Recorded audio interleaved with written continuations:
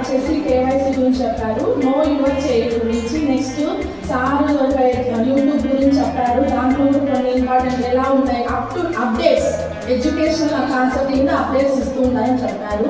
Next మరి మన డిస్ట్రిక్ట్స్ని బట్టి మనం సపరేట్ అయిపోయాము. తర్వాత నెక్స్ట్ వచ్చేసి మనకి 5 E's చెప్పడం జరిగింది సార్. అందులో వచ్చేసి engage, explain, explore, extend, essence. So ఈ 5 మీద ఫస్ట్ ఆఫ్ ఆల్ పిల్లల నుంచి మనం మనకి మోటివేషన్ ఉండేది, దాన్ని మనం కొంచెం నేమ్ చేంజ్ చేసి ఎంగేజ్.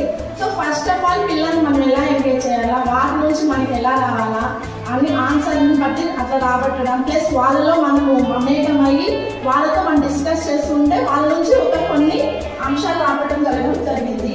నెక్స్ట్ ఎక్స్ప్లెయిన్, ఆ చెప్పిన వాటి నుంచే చెప్పుకుంటూ వాటిని ఇంకా ఎక్స్ప్లెయిన్ ఎలా చేయాలా.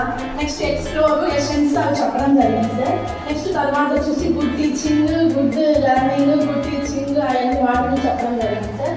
నెక్స్ట్ సెకండ్ డే ఎన్ఈపీ మీద చెప్పడం జరిగింది సార్. సో ఈ ఎన్ఈపీ వచ్చేసి న్యూ ఎడ్యుకేషన్ పాలసీ, అంటే ముందుకు ఇప్పటికీ తేడా ఏంటి, మనం ఎందుకు కొత్త వాటిని అడాప్ట్ చేసుకోవాలా అని చెప్పడం జరిగింది సార్. దాని తర్వాత ఎన్సీఎఫ్ మీద కూడా చెప్పడం జరిగింది సార్. దాని తర్వాత బుక్ యాక్టివిటీ ఎట్లా మనం కనెక్ట్ కావాలా, క్లాస్ రూమ్ టీచింగ్ మీద, ఎలిమెంట్ మీద చెప్పడం జరిగింది సార్. నెక్స్ట్ జియో మీద, గ్రాఫిక్ ఆర్గనైజర్ మీద, అందులో teacher activity, student activity, mind set ఎలాగా, ఆ మైండ్ సెట్లో మనకు కొన్ని చెప్పారు, అధ్యయనం కూడా జరిగింది సార్. ఇక్కడ కొన్ని పోస్టర్స్ లాగా సైన్స్ అరౌండ్ అస్, అలాంటివి సైన్స్ మనకి పిల్లల్లో సైన్స్ టెంపర్ని ఎలా డెవలప్ చేయాలా, వాటితో పాటు మన చుట్టూ ఉన్న వాటినే మనం ఎట్లా తీసుకొని వాటిలోంచి రాబట్టడం జరిగింది, మనం ఎట్లా చూడొచ్చు సైన్స్ అనేసి చెప్పడం జరిగింది సార్. ఆ సింపుల్ లాంగ్వేజ్ నుంచి బిల్డ్ చేయడం, అండర్స్టాండ్ అట్లా చేయడం జరిగింది సార్.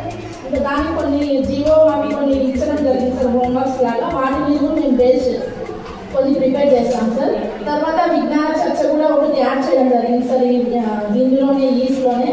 తర్వాత వచ్చేసి మనకి ఓపెన్ ఎండ్ క్వశ్చన్స్, లాట్స్ మీద, హార్ట్స్ మీద చెప్పడం జరిగింది సార్. పరక్ గురించి కూడా చెప్పడం జరిగింది సార్.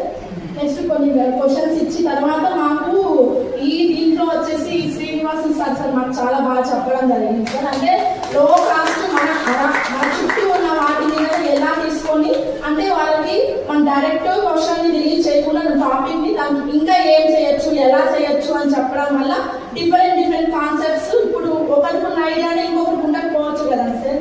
కొన్ని టాపిక్స్ వాళ్ళ